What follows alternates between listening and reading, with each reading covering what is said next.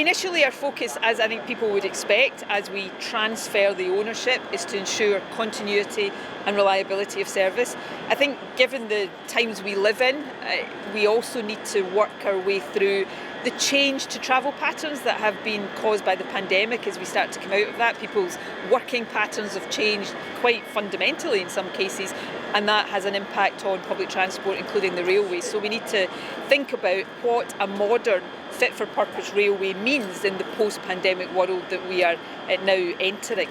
But then over the longer periods, kicked off in the spring with the national conversation we've spoken about, it's about working with the public to think about the improvements people want to see to the reliability, the accessibility of our railways, a fair fares review to look at the crucial issue of affordability of our railways.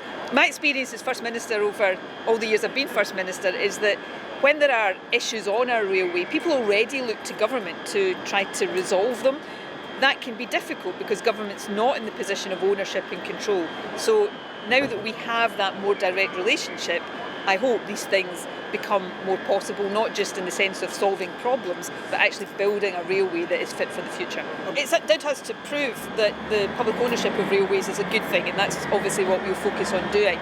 On ferries, firstly, I'm not seeking to diminish the very real serious problems with the delays and cost overruns on the ferries. I do think, though, there is an oversimplicity trying to read across to what we're doing today for two reasons. Firstly, nationalisation of the Ferguson shipyard hasn't caused the problems with the ferries, and on the contrary, nationalisation has been part of trying to resolve the problems with the ferries. And secondly, while the problems are real and serious, and I'm not seeking to underplay them, there are some unique challenges there that can't simply be read across to the railways. But that said, we have a duty now that the railways are in public ownership to demonstrate to people that it brings advantages, not just in the principle of public ownership, but in the practical experience of that as well.